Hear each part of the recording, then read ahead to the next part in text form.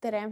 Mina olen Anett ja viin täna läbi 10-minutilise kiirkoolituse teemal, kuidas kommunikatsiooni ja turunduse abil oma sõnumeid otsustajateni viia. Ma olen alates 6. klassist kuulunud õpilasesindusse, olnud nii õpilasesinduste president, liige Eesti Õpilasesinduste Liidus, juhtinud Nõmme Õpilasesinduste Liitu kui ka kuulunud Tallinna Ülikooli üliõpilaskonda. Olen omandanud suhtekorralduse bakalaureusekraadi Tallinna Ülikoolist ning ajakirjanduse ja kommunikatsiooni magistrikraadi Tartu Ülikoolist. Ja täna töötan Eesti juhtivas kommunikatsiooniagentuuris Meta Advisory nooremkonsultandina, nõustades igapäevaselt kliente mitmetes erinevates valdkondades, alustades haridusest ja jaekaubandusest ning lõpetades ehitusteemadega. Siin pildil on näha, kuidas 2019. aastal TLÜ üliõpilaskonna, aga ka teiste ülikoolide esindajatega Riigikokku meeleavaldusele suundusime. Nimelt juhtisime tähelepanu koos üliõpilaste ja õppejõududega teaduse kõrghariduse vähesele rahastusele. Algselt lubati 2011. aastal koalitsioonileppes tõsta riigi teadus- ja arendustegevuseks eraldatavate vahendite taset vähemalt 1%-ni sisemajanduse kogutoodangust. Küll aga taganes valitsus paika pandud eelarvestrateegia lubadusest ning teaduskulutuste osakaal jäi siis veel endisele tasemele ehk 0,71%-le SKT-st. Tudengitena ei olnud me selle otsusega nõus. Et oma arvamust häälekamalt näidata, kogunesime Riigikogu ette. Kuna meedia huvi oli suur, siis leidsime, et see on hea võimalus ka enda kommentaari jagada. Saimegi mitme meediaväljaandega suhelda. Parim kõneisik rääkima panna oli muidugi üliõpilaskonna esimees. Nagu nüüd teame, siis tänaseks on kõrghariduse rahastus jõudnud 1%-ni SKT-st. See näitab, et kommunikatsioon loeb ja kõik sellised väikesed ja suured asjad moodustavad lõpuks kokku otsustava tulemuse. Meedial on suur roll ja kui oskad seda enda heaks tööle panna, on kõik võimalik. Kõik organisatsioonid ja inimesed, kes sel ajal sinna panustasid, saavad öelda, et kommunikatsioon kandis vilja.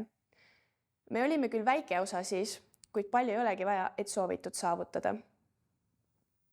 Teades nii mõndagi kommunikatsioonist ja turundusest, olles kogenud õpilasesindaja rolli, tean öelda, et alati oma sõnumiga sihtgrupini jõudmine pole lihtsamate killast. Kuid see on siiski võimalik, kui jälgida kogu aeg ühte põhireeglit.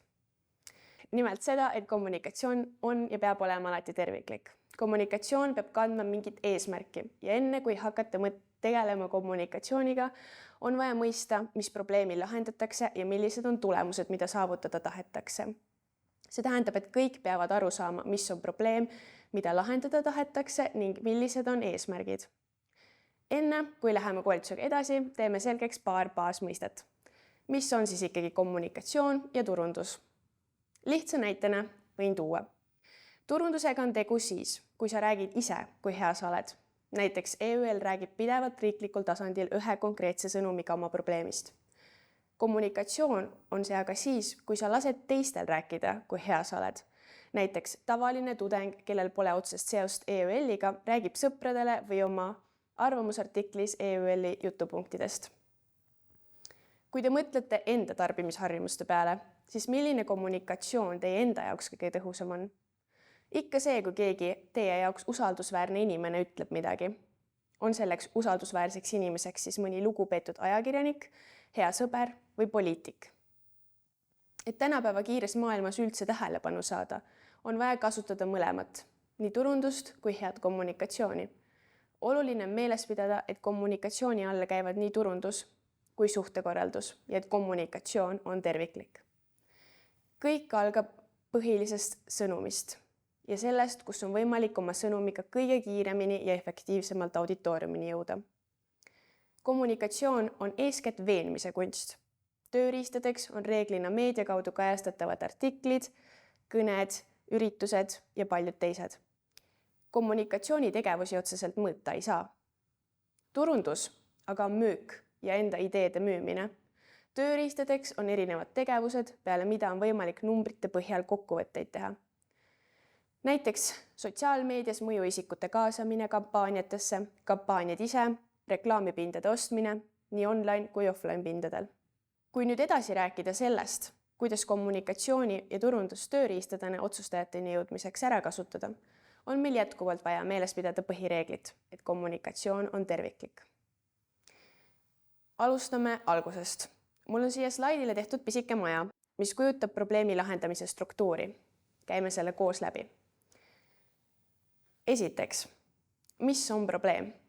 Oluline on probleem enda jaoks hästi lihtsasti selgeks teha, panna see ühe lihtsa katuslausena kirja ning seejärel luua struktuur, kus on kirjas kõik teised probleemid, mis katusprobleemiga kaasnevad. Näiteks, tehakse mingi konkreetne eriala tasuliseks. Probleem on, et suur osa tudengeid ei saa X eriala enam õppida. Miks see on probleem?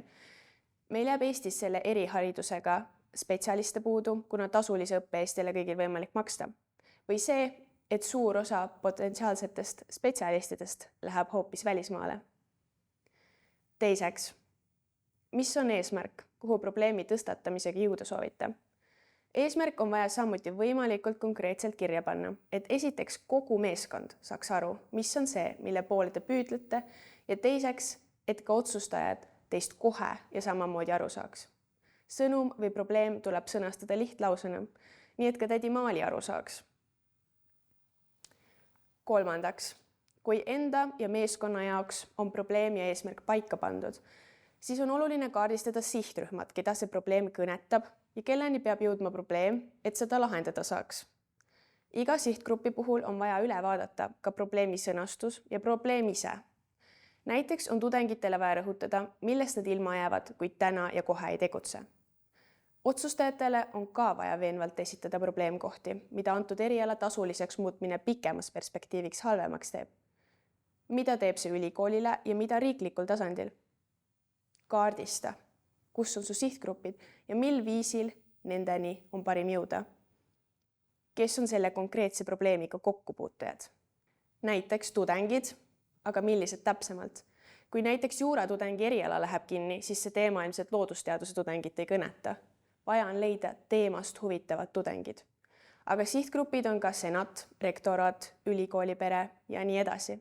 Kõik tuleb täpselt kirja panna. Oluline kaardistada kõige olulisemad sihtgrupid ja ka kohad, kus nad peamiselt on. Tudengite puhul on nad peamiselt loengutes, aga ka sotsiaalmeedias. Rektorat peamiselt oma kabinetis, kuid samuti loeb ilmselt meediast ja tarbib sotsiaalmeediat.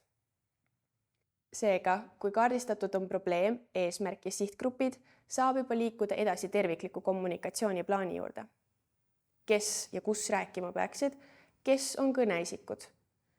Lisaks katusprobleemide sõnastamisele ja eesmärkide kirja panemisele on sihtgruppide kaardistamisel olulisel kohal ka kõneisikud, kes annavad pidevalt erinevatest teemadest rääkides edasi organisatsiooni jutupunkte seoses probleemiga. See tähendab, et tuleb vaadata, kes on organisatsioonis need karismaatilised ja sõnaosavad inimesed, kes oskavad oma mõtteid hästi konstrueerida. Oluline on olla pildis pidevalt nii ülikoolides sees, näiteks meiliturundusega, kui ka lihtsalt igapäevaselt osapooltega suheldes, kui ka näiteks aktustel erinevate kõnede pidamistel. Kui ka väljaspool ülikooli, erinevad konverentsid, kus tudengi esindajatel on võimalik esineda, kui ka meedias intervjuude ja arvamusartiklite näol. Tudengid võiksid meedias kõvasti nähtavamad olla, kui nad praegu on. Ja kuna kommunikatsioon on terviklik, siis see tähendab, et ühe idee elluviimiseks on vaja laiapõhjalist plaani, mis sisaldab erinevaid kanaleid ja tegevusi, kui ka konkreetseid inimesi, kes kogu plaani ellu viivad. Kogu kommunikatsioon peab olema integreeritud ehk mitmekanalipõhine. Juht või keegi, kes kommunikatsiooni tegevusi organisatsioonis eest veab, peab vastutama, et plaan koostataks ja seejärel ka ellu viidaks. Ükski asi ei hakka iseenesest tööle. On vaja luua struktuur ja leida konkreetsed inimesed, kes sellega tegelevad. Mis kanalid aga on olemas probleemi edasiandmiseks? Meediaväljaanded, arvamusartiklid, ole tuntud, räägi aktiivselt kaasa ja ole pidevalt pildis ning tutvusta tudengina kõrghariduse kitsaskohti.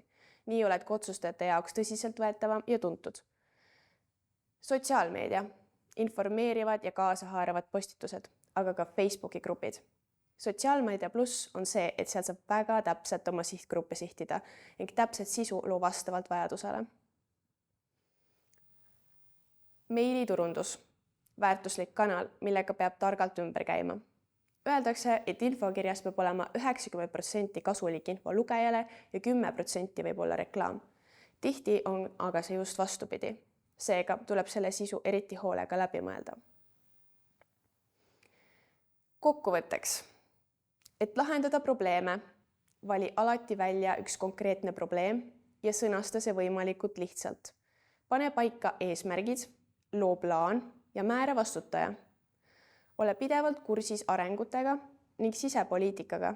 Saad alati haarata kinni näiteks mõne poliitiku väljaütlemisest ja oma vastulause kirjutada. Lisaks on mul ka soovitada mõned lisamaterjalid lugemiseks, näiteks Daniel Vaariku Sõnumiseade käsiraamat, mille saab tasuta ka veebist lugeda. Lisaks Aivar Hunnimäe Et valvekoer ei hammustaks, kuidas suhelda meediaga raamat, mis on küll natukene vana, kuid peamised põhitõed on seal ikka samaks jäänud. Ja viimaseks raamatusoovituseks on mul Tiit Hennoste Uudiste käsiraamat, mis kuulub ilmselt iga ajakirjandus- ja kommunikatsioonitudengi A ja O-sse, kuid sealt ma soovitan teil lugeda täpselt ühe peatüki ja see räägib arvamusartikli kirjutamisest, mis kindlasti on oluline ühele tudengile, et teada, kuidas üks hea struktuur töötab.